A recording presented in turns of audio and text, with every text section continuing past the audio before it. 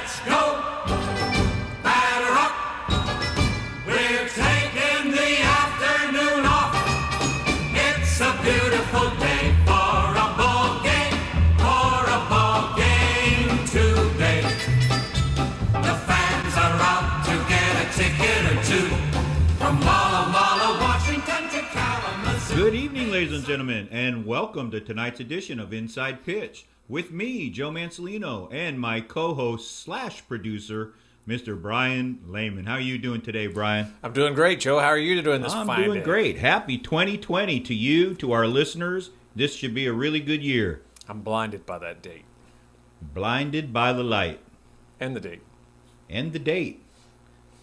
And Joe's sitting there going, why does he do this to me?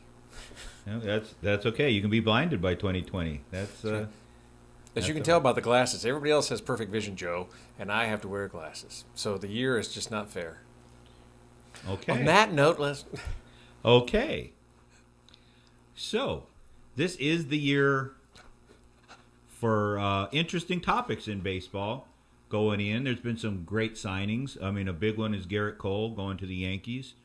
But this week, we had some suspensions that Major League Baseball put out in regards to the Houston Astros 2017 when they were caught cheating and stealing signs in the World Series.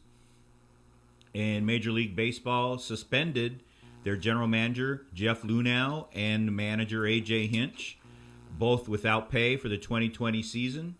The team loses their first and second round picks in both the 2020 and the 2021 drafts. And the team was fined $5 million, which was the most they were allowed to be fined. And when that news was shared, the Houston Astros manager, Jim Crane, stepped up and took it a little bit further and fired both Jeff Luhnow and A.J. Hinch. So they are no longer the general manager or manager of the Houston Astros. Very, very good move, I think, on his part to come down, and on baseball to come down as hard as they did. Cheating like that just has nowhere to be in baseball. You know, there's a difference. The human eye and trying to steal signs has always been a part of baseball. But once you bring technology into it, that's gone. That's terrible, and they got what they deserved, I think. What do you think, Brian? Well, I agree. They definitely got what they deserve. Now, do you think that'll put the World Series as an asterisk for them? I don't think so. You know, there's a lot of stuff going on now with particularly fans thinking that Major League Baseball needs to take away the World Series championship from Houston. And they haven't done that, and I don't think they're going to do that. But they're getting a lot of pressure to do it just this week since all this has been announced. So it's going to be interesting to see what happens with this one. And as you know, the next year, 2018, it has been alleged at this point that the Boston Red Sox did it, in particular their manager, Alex Cora, who was the bench coach for Houston in 2017. And in the write-up that brought Houston down, it said that every player on the team was involved, that both Luhnow and Hinch didn't set the program up, didn't participate in it, but knew that it was happening. So that's just as guilty. But they are saying that it was Alex Cora who set it up. And, and then it looks like he brought it to Boston with him and did it again there. So I'm looking for Cora to get a more severe treatment by Major League Baseball than either Luhnow or Hinch got. Do you think they'll give him a lifetime ban? I don't know. There's talk about a lot of things, and I know, Pete Rose has come out and said, what's been done is worse than what he did. I tend to agree, only that, he did bet on baseball, but, he was, in my opinion, above board in the sense that he never bet on his team to lose, so he wasn't in the position to throw a game. Whenever he bet on his team, he bet on them to win. And That's not cheating. That's just saying I have confidence in my team. So they could do, the Pete Rose style thing and ban him for life. I mean, that's, again, a lot of people are saying it. I know Pete came out and said he thinks that's what should happen. They're in a tough position. Major League Baseball is in a tough position to decide what they're going to do next. I mean, I was really pleased that when they fined Houston the $5 million being the maximum they were allowed to, that they went that high and did it. I think that's part of the message that needs to be sent. Even though, Jim Crane and the higher-ups in the organization knew nothing about it, they handled the situation with a lot of class and I think did what they had to do when they fired both of them, Lunau and Hinch. But what they're going to do next, I don't know. Yeah, the funny thing, just personal thought, is if I was Pete Rose, I don't think I would be talking. I think I would just let it go, let baseball deal with it. You've got your own issues, and they obviously are not going to go away anytime soon. Yeah, and I agree with that statement 100%, except there were two words in there that you said that prevents that from happening, and that was Pete Rose. Whoa. He likes to share his opinion. He feels, and so do I, that he belongs in the Hall of Fame. Again, because what he did as a manager, not as a player, and we're putting him in as a player. And he never bet against his team. He always, when he did bet, which is against the rules, but when he did, he always bet on his team to win. And, I think what happens here, especially to Alex Cora, needs to be worse than that. That's my opinion. Well, good point. The funny thing is with Pete, you have a good point, but maybe we ought to get him on sometime just so we can ask him those very questions. So, Pete, what's your opinion of all this? We'll try to do that this year when the season starts, or maybe during spring training or something, because he's an interesting character, and he will tell you what he wants you to hear, which is, he belongs back in baseball, and I'm one of the many who agrees with him in that I think he belongs too. I think he belongs in the Hall of Fame. See, he'd be fun because, like you said, he's not going to sugarcoat it. And so many folks, when you talk to him, myself included, will kind of sugarcoat it, whatever they really think. And that guy just kind of puts it out there. It's on my sleeve. Here it is. You see what it says? It says, "Bite me." And that, you kind of, in some respects, have to respect that from the guy. I respect it a lot more from Denny McClain, who is that way, than I do from Pete Rose, because Pete Rose is still in a position where he does have to watch what he says, and Denny just tells it like it is, which I think is great. Yeah, I can't wait till we get Denny on, because he was scheduled to come on last year, and that just didn't work out because we had a few errors here and there that kept knocking us out. Hey, first we have strikeouts, now we're into errors. God, we are such a baseball show. He is ready to be on this year. He's looking forward to it. Actually, every guest we had last year looks like they want to come back on. Which is shocking. Thank you, guys. Whoever you are, thanks a lot about that. Yeah, it's a really fun thing. And, of course, one of our guests, Lee Steinberg, the super agent, got a great client this year with Tua Tuilova from Alabama. That's it. And it's kind of funny. It's not the only one. He also got from Alabama Jerry Jeudy, and he's got several others. Right. And it pops up on my Twitter feed because I have it automatically alert me whenever he does something or tweets something. And he's not slowing down. No, he sure isn't. So that'll be fun for him to talk about. Now we'll try and get it so that we'll see where those guys get drafted, so he can talk more about that as well. But yeah, he's ready to come back on too. So it should be a good year for 2020. Is looking good for Inside Pitch and return guests. We're going to have some new guests. Should be really a good season. Excellent. Well, there was one other guy he signed, and I blanked out on him. My bad, everybody. It's one of those days I'm having a brain moment.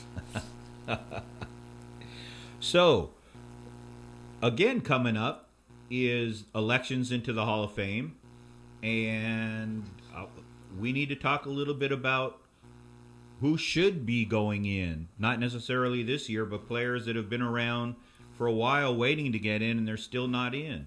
I think baseball, the veterans committees finally did a great thing, and Ted Simmons is going in this year.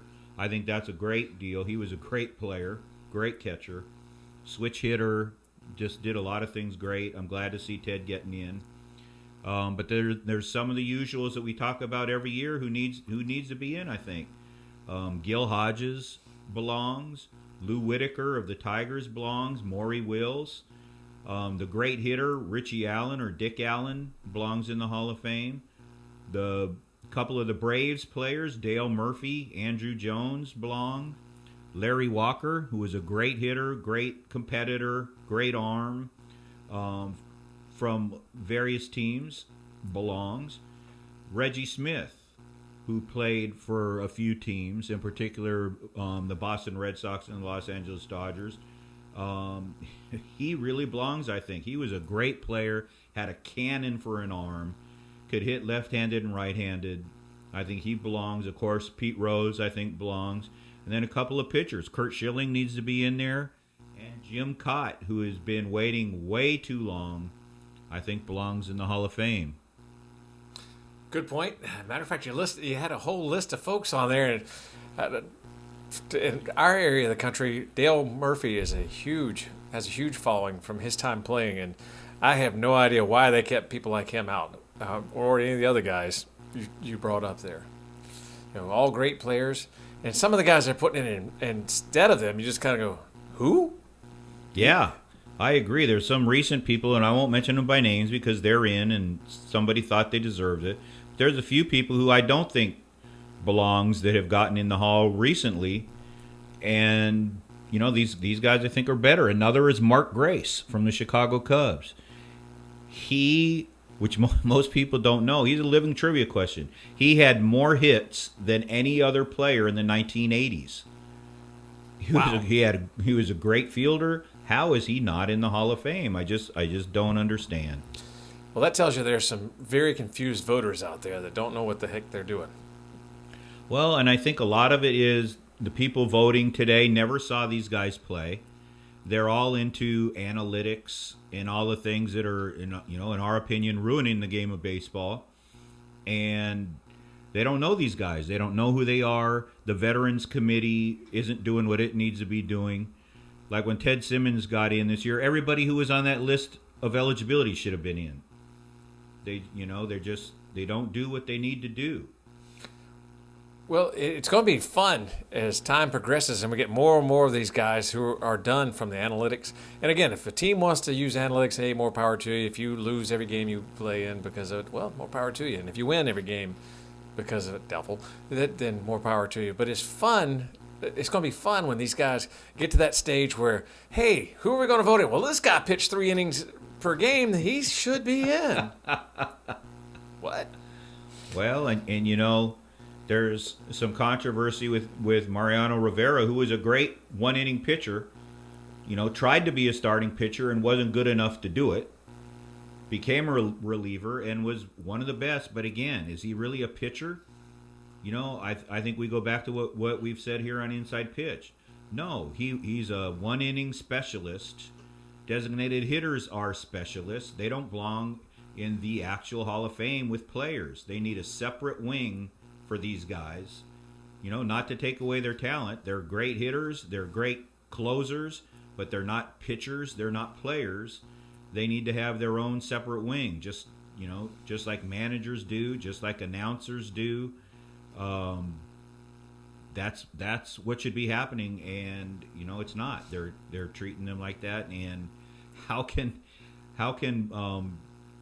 Mariano Rivera have 100% of the votes, and guys like Joe DiMaggio didn't? It's crazy. It's really crazy, and I do think a lot of it is the voters don't know who people are, and those that did aren't putting in as many people as they should. Well, what's funny is also I'm finding everything funny today apparently, but if you think about it, there's a lot of guys who got in the old 30 or 40 years ago. They probably would not get in today because they're not sexy enough. They were just solid hitters that hit 300 every season for 10 seasons, but that's not sexy. They weren't hitting 500 home runs or whatever. Well, yeah, and one of those guys that comes right to my mind is Tony Gwynn. I mean, there's a guy who didn't. I mean, he hit some home runs, but he wasn't a home run hitter. His job, and he did it better than almost anybody. He put the ball in play all the time. Hardly ever struck out. Put the ball in play. He's one of those guys who there was nothing about his game that was, like you said, quote unquote sexy, but he got the job done. He was he's in the Hall, but he's still a very, very underrated player in my opinion. Good point, and funny that you bring him up, because Tony Gwynn, he just went and played. And when you go back and you watch some of the old games he was in, he wasn't setting the world on fire, but they had to account for him because he was going to do some damage. Oh, always. I mean, he always had the ball in play. That's just it. The guy who could learn to speak English, he would be impressive on this show. But the guy who can hit a ball and put it in play and get on base, God, remember those days? Those were fun. That's before we had to have the little weenie go up there and say, "Look, I'm going to go out of the park." Yeah, and I'll tell you another guy who is very underrated for putting the ball in play. Not really a home run hitter, but always put the ball in play. Was Mike Scioscia. Mike Scioscia was great at putting the ball in play. Very rarely struck out. Always made contact. And again, you never hear anybody talk about that. But when you talk about him, you talk about how great he was at calling games, how awesome he was blocking the plate as a catcher. But he always, as a hitter, put the ball in play. He was very good at it. Yeah, and those of us who are fans of teams that had to play him hated him because he was good at putting the ball in play. You're a damn dead burn catcher. You're not supposed to hit. Yeah. Quit that. And he did. But why don't we get Mr. Yankee here on the phone? He's calling in and seeing his opinion because he has one on both of these topics, on the suspensions and firings and on who belongs in the Hall of Fame. Let's get Mr. Yankee on the phone. Sure, hang on one second. Ladies and gentlemen, we have Mr. Yankee on the line. Mr. Yankee, how you doing today? Great, Joe. Good. Great. Good. Yeah, I'm looking forward to this show. Well, good. We're glad. What do you think? Hello. Yeah, we're here. Okay. What do you think? We've First of all, Joe. Go ahead. I'd like to give my shout out to all the military personnel that protect this country. Amen to that. Wonderful, wonderful people. Second, Joe, I got a good one here. Okay? There's a fighter by the name of Manny Pacquiao. You ever hear of him? Oh, yeah. All right. Well, this is what this guy does. He made $1.5 million for $5 million. He went and he made he built 1,000 homes in the Philippines for all the poor people. Yes, he did. Right. You saw that on my thing, didn't you? I don't remember where I saw it, but yeah. You saw it on my ahead. Facebook. Whenever he goes out to run, he takes hundreds of dollars with him because the people like to run with him, and he gives out money to these people. He's building a state-of-the-art hospital in the Philippines for all his people. I mean, this guy is just a great person, Joe. And the world needs a lot more people like that. Oh my God, he just because he came from poverty, he had to fight not for sport. He had to fight to survive, Joe. Yes, he did, and he was pretty good at it. And he wanted to make sure that he helps. Wonderful human being. I agree. Wonderful human being. Okay. So, I can't say enough about what should happen to these cheaters. Electronics, it's one thing, Joe, to steal a sign you know, if you see a batter make a pitcher tips his pitches. You mean if you see it humanly? Yeah, that's part of the game, Joe. That's what you're supposed to do. But you're not supposed to use electronic equipment. Are you kidding me? Electronic equipment to steal some? Oh, that's just awful. Baseball. So whatever happened to playing the game of baseball? Analytics is ruining that, actually. But not only analytics, Joe. We got to play the game like it should be played. You can't. You know what? Electronics is going to ruin all sports. We don't need. Oh yeah. They talk about whatever happened. If you want to get an edge, whatever happened to hiring real baseball scouts and scouting your opposition? Whatever happened to that, Joe? Yeah, that's fading away. And it needs. I mean, yeah, and you're right. It needs to come back. Those guys were phenomenal at what they did. I think they were way better than what the machines and analytics tell you. They could spot. They could spot it and very rarely make mistakes. Get a good baseball guy. Let him go scout your team, the other team. Come back and say, hey, when the pitcher does this, that's all in the game. Right. I agree. That's human. You know, we need baseball people, we don't need to hire 20 college kids because they know analytics in a baseball team. We need to hire 10 good baseball people, old-time baseball people. I agree with that. I think that's very true. That's right? Yeah. Yeah. Why do you got to have 20? Get back into have 20 people doing analytics. They need to get back into business. The scouts who used to scout the games and watch the games, those guys need to be back in business. Go back and get some of these old-time players that have nothing to do. Put them in let them go scout. We need more scouts. We need more baseball people, Joe.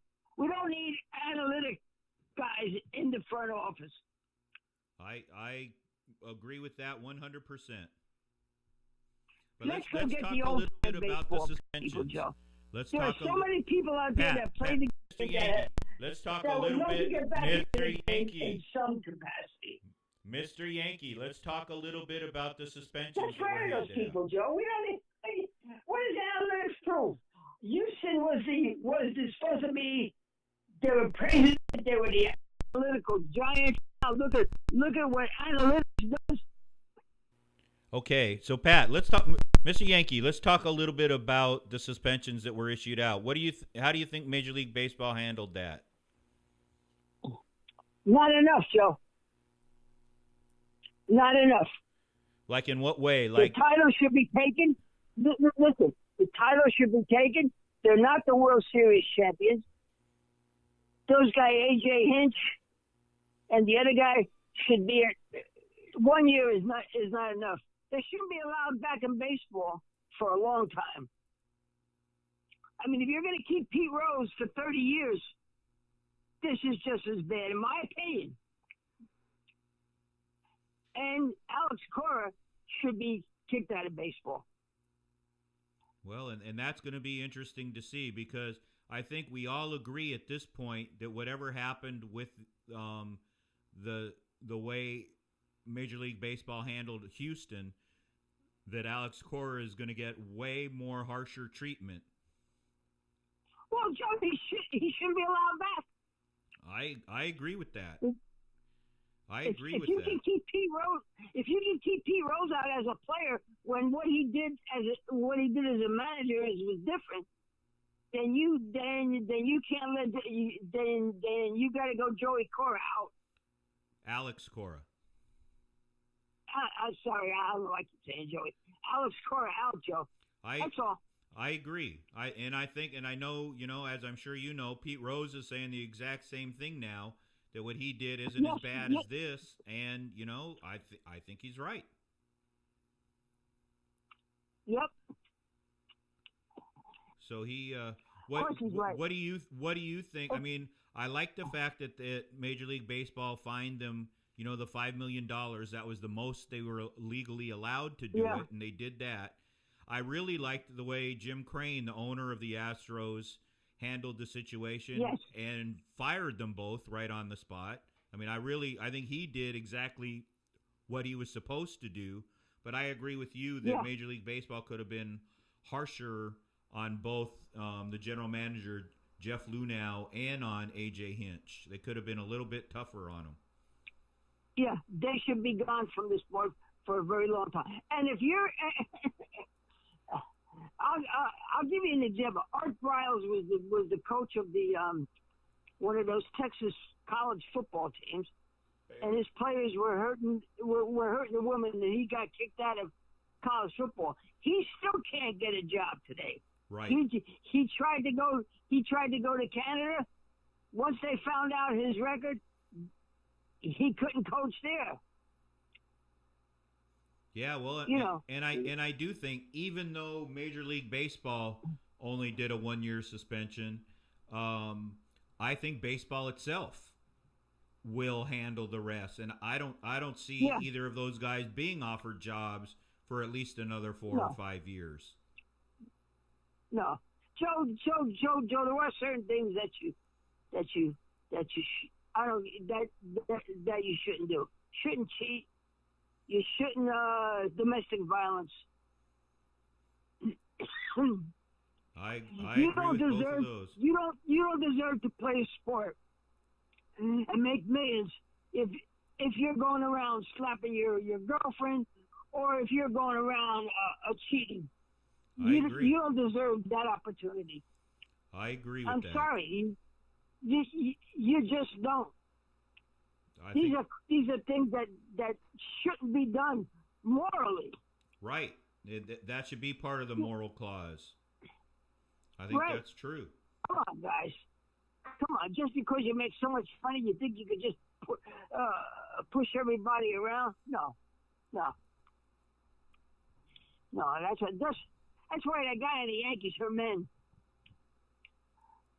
he did domestic violence. He missed the World Series. He's got half a year this year. He cost the Yankees the World Championship, basically, because he was a good pitcher. But I wouldn't let him back for a long time.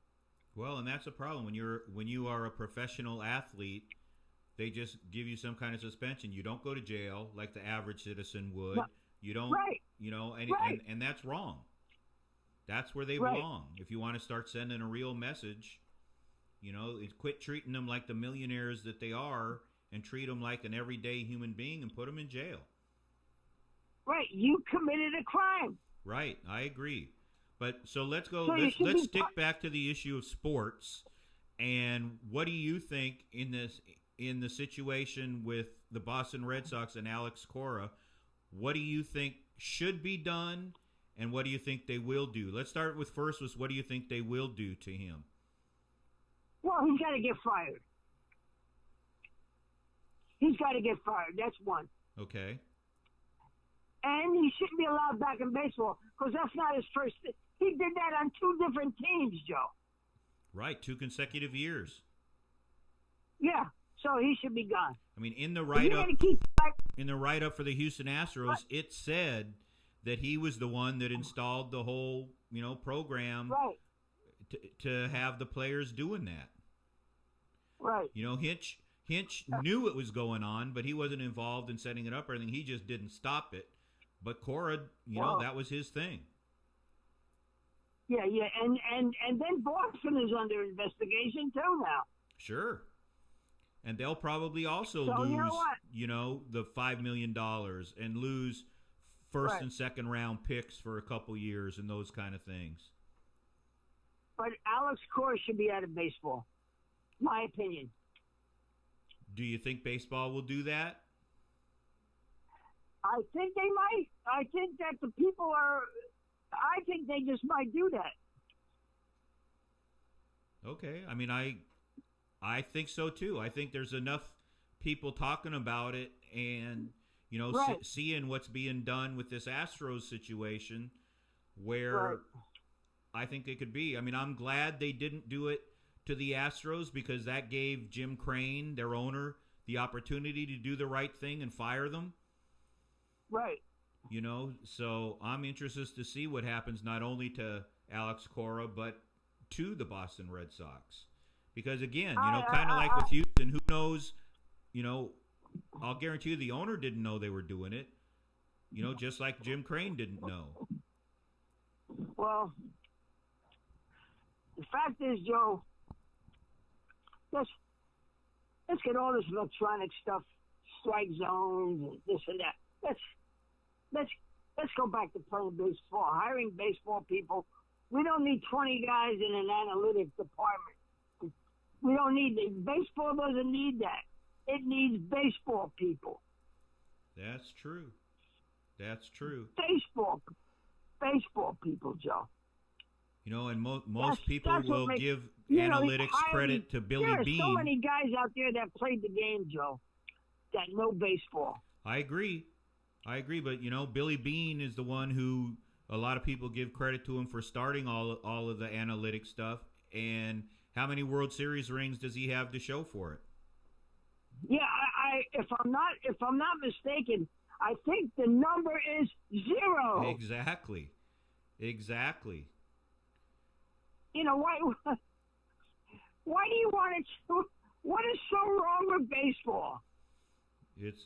They're losing players attendance. that don't even have to play the they're field. doing all these stupid things. It's That's amazing. just it. That's ridiculous. All right, let's change topics now and go. The Hall of Fame votes are going to be coming in soon. Let's talk a little about who you think should be in the Hall of Fame that isn't yet, either on this vote or longtime players who aren't in yet. What do you think? Give us some examples. Okay, well, here we go. Derek Jeter's going to make it. Who's going to make it? Derek Jeter. Okay, you think he's going to be a first ballot? Oh my God, he's going to get close to 100%. Okay. The guy, lifetime 310. He was a better fielder than people give him credit for, especially when Alex Rodriguez came over and went to third. Jeter became a better shortstop. Was there a better hitter? Batted over 300 in you got to in talk the, into your in, phone. in post lifetime, and he played in a lot of post games, Joe. Okay, I agree. And Joe, here's one thing: he's a good guy. Very true. To the ballot, okay? You ready? Sure. Kurt Schilling, he's got 60%. He's in his 8th year. Roger Clemens, 59% 8th year. Barry Bonds, 59% 8th year. I think Schilling makes it. Okay. Larry Walker in his last year is at 54%. Omar Vizquel in his 3rd year, 42%. Manny Ramirez in his 4th year, 22%. Jeff Kent, 18%. Gary Sheffield in his 6th year, 13%. These are all pretty good players, Joe. They are. Now, I don't think most of them are Hall of Fame players, but they were good players. no, Kurt Schilling's the only one I would say has a chance of making it. And I think of the names that you read, I think Larry Walker should make it also. I think he was great. Well, Larry Walker, Joe, don't forget one thing about Larry Walker. He's only got 54%. He's in his last year. And he played in Coors Field, Joe. Right. I mean, you got to look at what he did in Coors and what he did outside of Coors in order to make a fair adjustment. I don't know. He even said it himself. Playing in Coors Field, that's what keeps him out of the Hall of Fame. And I think a lot of those guys who played predominantly with the Rockies are going to find out that that's what happens. Yeah, how many Rockies have made it? I don't know of anybody. Yeah, and I don't think they should. You know, And also being on the ballot the first year, Bobby Abreu, Jason Giambi, Cliff Lee, Josh Beckett, Heath Bell, Eric Chavez, Adam Dunn, Sean Figgins, Rafael Furcal, Raul Abanez, Paul Konerko, Carlos Pena, Brad Penny, J.J. Putz, Brian Roberts, Alfonso Soriano, and Jose Valverde. I don't think any of them are Hall of Famers, Joe. No, so you think the only first-year guy to get in will be Derek Jeter? Yeah. I Yeah. agree with that, and I think he should be in. Oh, yeah. He's one of the great shortstops of all time, one of the great clutch hitters of all time. Yeah, and One of and the he great- has to give some of the credit to that to Alex Rodriguez. Yeah. One of the great postseason players of all time. In fact, I think he's got the most hits in postseason play.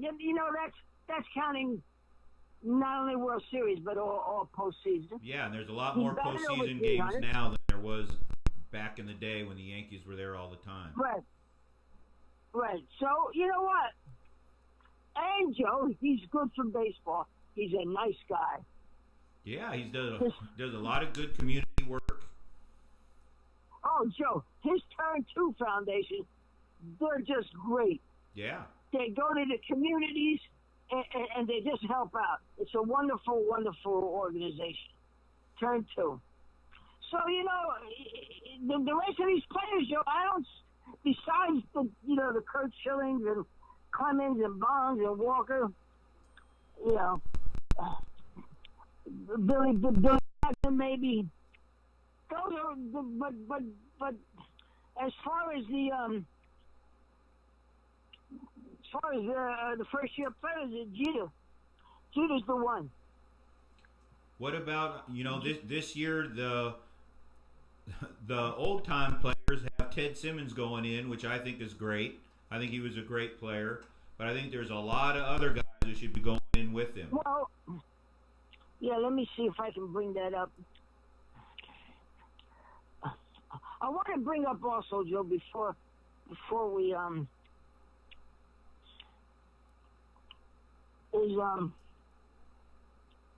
want to bring up. Can I bring up a player which is under the radar, but might be maybe the second greatest right fielder of all time, behind Ruth, maybe even ahead of Hank Aaron? Sure. That's the great Tony Gwynn. That's we talked about him earlier. I mean, he was a phenomenal player. Joe, if you take four great pitchers, let me see, Maddox, Smoltz, those three brave pitchers, Glavine, you add Pedro Martinez, and you go to bat 290 sometimes against these four pitchers, and you strike out 3 times, Joe. What does that tell you? That he put the ball in play all the time. What does that tell you about Tony Gwynn? Yeah, exactly that. He always put the ball in play. He played baseball the way I love it, you love it, the way it should be played. Don't get up there and swing and strike out and hit homers. Put the ball in play. Well, and who else did that? Someone else we talked about, Pete Rose. That's how he played the game. Right. But Tony Gwynn is under people. You mention him, they go who? Yeah, and that's a shame. He's very underrated. Even though he's in the Hall, he's still very underrated. But what I'm saying is, you got to talk in your phone. Huh? You got to talk into your phone. No, yeah, it's good. What I'm saying, Joe, he's the second or third greatest right fielder of all time. Period. So I got the in this year's ballot, the ones that didn't make it, the 10-man ballot under modern era. Okay. Dale Murphy didn't make it. I don't know why not. And Steve Garvey, belongs. Don Mattingly, Dave Parker, and Thurman Munson. They all didn't make it. Dwight Evans, Tommy John, Lou Whitaker. The two who made it were Ted Simmons and Marvin Miller.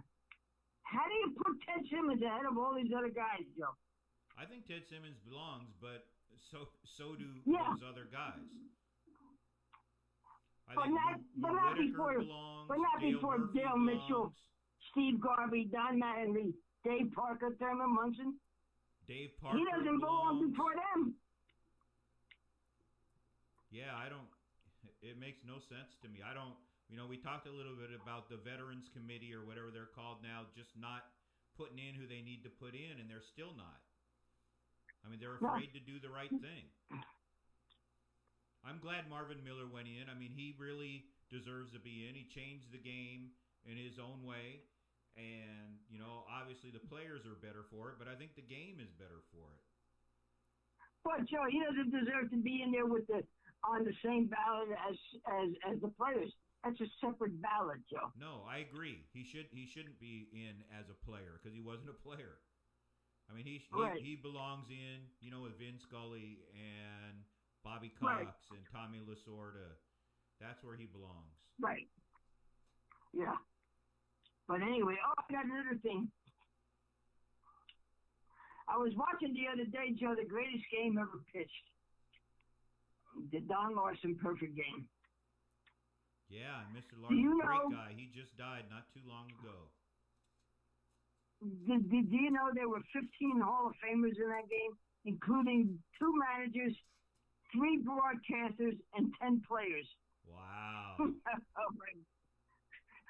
Oh my God, Joe. 15 Hall of Famers.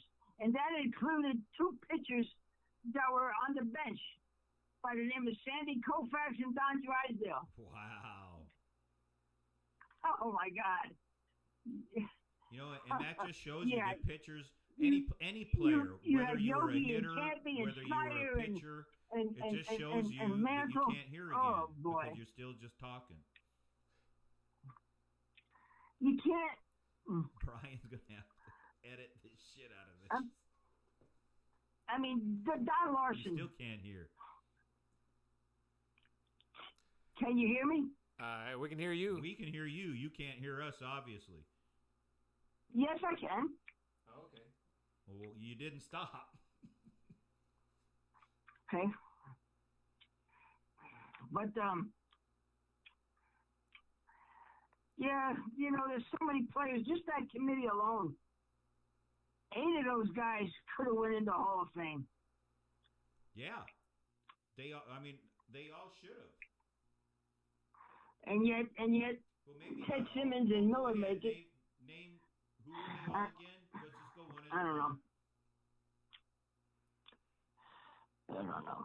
Ted Simmons was a good ball player, but you know what? You got to put these other guys in first, in my opinion. Same thing with Harold Baines. Joe, how does Harold Baines get in there? There's a lot of these guys on our list that aren't in that should be in ahead of Harold Baines. That was Tony La Russa. Okay, let's go to who else was on that list. Okay. Let's see. Okay, Garvey.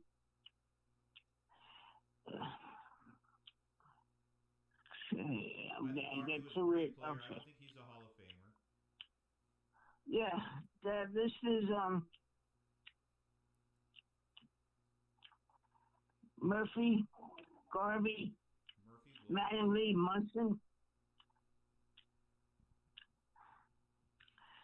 Tommy John. he belongs. Won 288 games, doesn't get in. If he wins 300 like Don Sutton, he gets in.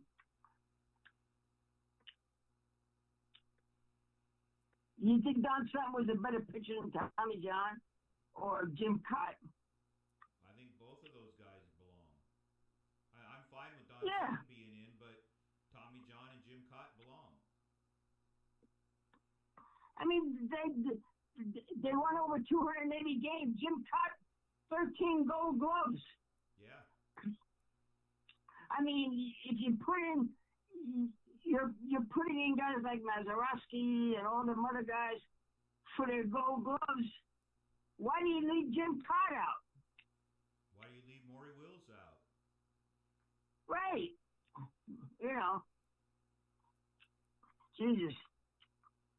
But that that 19 people, if you ever get a chance to see 1956 Perfect Game, Don Larson, Major League Baseball Network, watch it.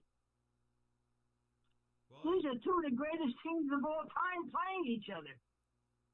and that goes just to show, like, games in the 50s, games in the 60s, those either hitters or pitchers, those players were playing against Hall of Fame players almost all the time. Yeah. There was some Hall of Yeah. Fame players you were playing against. It's not like today. I mean, these guys No. were players. No. That has to be the greatest game ever pitched. You know. He 27 up, 27 down against Jackie Robinson, Duke Snyder. You know. These are great Pee Wee Reese. Oh, you know what, Joe? There's a forgotten Dodger that I like to bring his name up. Sandy Amorose. Great outfielder. He saved the 1955 one. He made that catch off Yogi. Yes, he did. Right in the corner. You know, he don't make that play. The Yankees win that World Series too. Right. But he was a terrific fielder, was a pretty good hitter. But you never even hear this guy. You say that to a modern day fan, they go, who? I know. Well, you say it to a He was modern a day terrific fan, and ball. they say who to Dale Murphy and Dave Parker, Right. and they think Tommy John's just a surgery. They don't know he was a pitcher. Right. And it's 288 games, Joe. Yeah. Yeah, against, like I what we're think saying, he- against quality players. Oh, Pete Rose made the comment. He says, Tommy John went in for a surgery and he came out pitching like Sandy Koufax. And that's what happened. Yeah. Now everybody gets that surgery.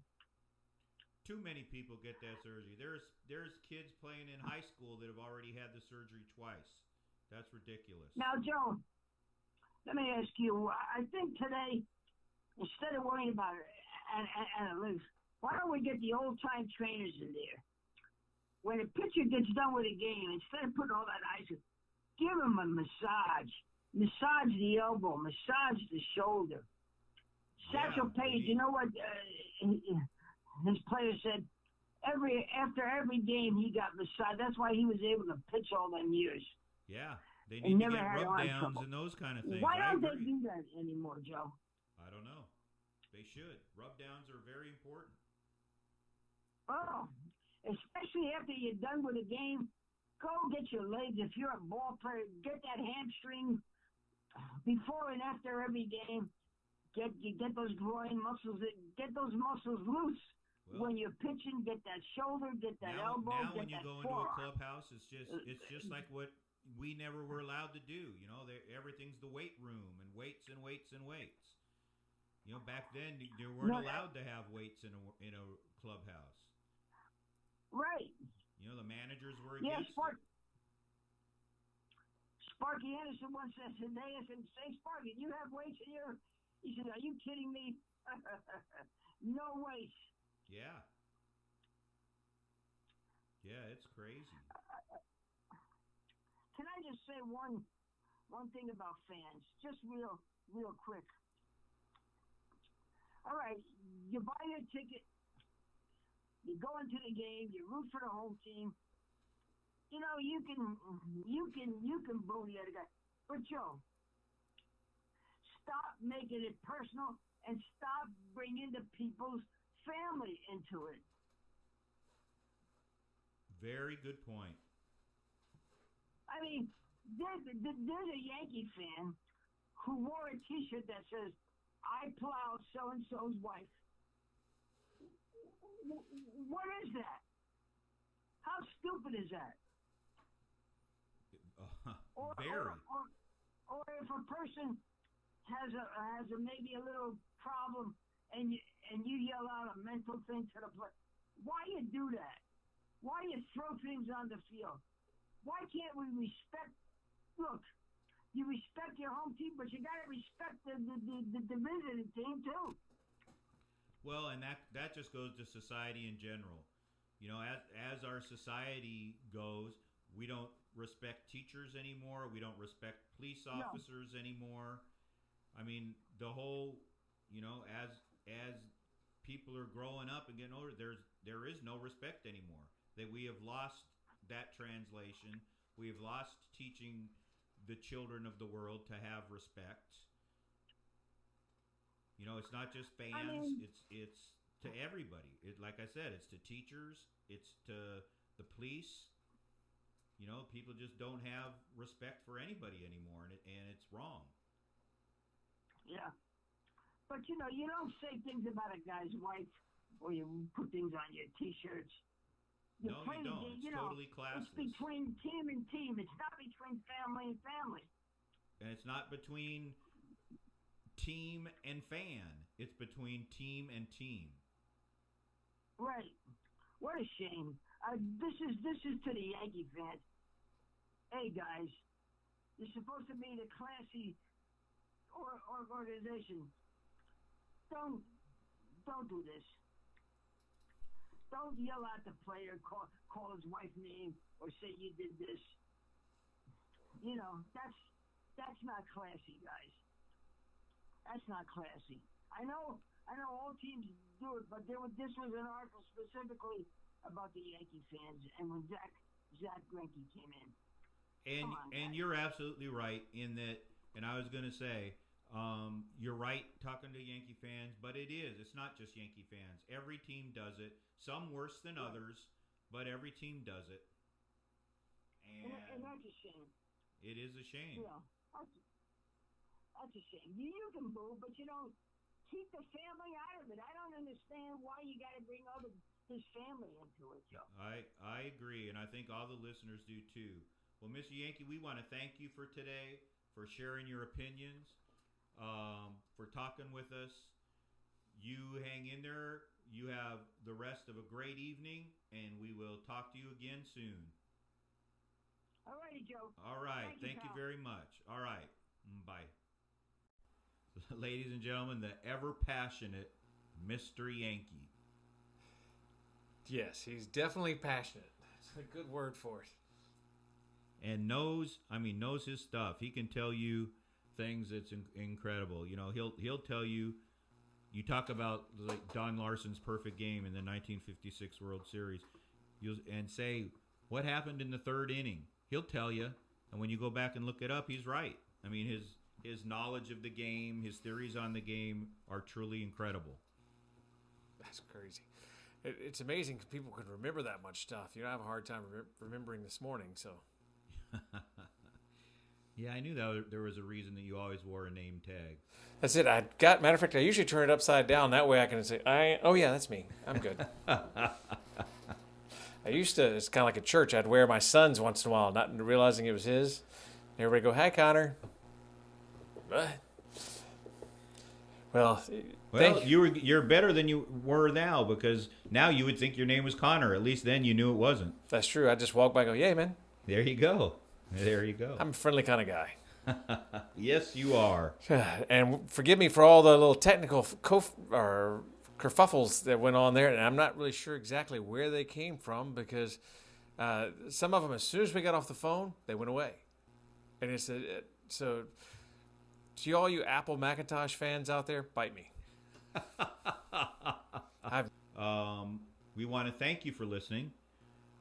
We hope in 2020 is a year where we have virtually zero technical difficulties after today. We want to thank Mr. Yankee for sharing his knowledge, his expertise, and his definite passion for the game. And before we sign off, we have to do, this week was the national championship in college football, and the two teams that played, the LSU Tigers and the Clemson Tigers, two very, very class organizations, class coaches. They both deserve to be there, and our hats off and congratulations to the national champion LSU Tigers for Joe Burrow leading them the way, the Heisman Trophy winner. Congratulations to them. Congratulations to the Clemson Tigers. They played a great game, another great season, and I'm sure they'll be back again next year too. Especially with their schedule. Oh, my God. They're going to play the Weak Sisters of the Poor, the Yeah. Crippled Children's Association. They're going to also get to play the Florida School for the Felonly Blind. So yeah, they should be back. You know, and LSU, I mean, what a season. They beat 7 teams that were in the top 10 at the time that they were playing them. 7 teams in the top 10. Yeah, matter of fact, Joe, stand up and show everybody your shirt just so they'll know how much you bought into the whole thing. So just stand up real quick and show your shirt. Come on. You're showing part of it. There we go. Now, for those of you at home who are going blind right now, don't adjust your monitor. Oh, yeah. And on that note, congratulations to them. All of you, thank you very much for listening. We look forward to seeing you next week, and have a great rest of your evening. Thank you, everybody, and have a wonderful night. Talk to you soon. And then we're going to fade. See, right now the hand just kind of goes.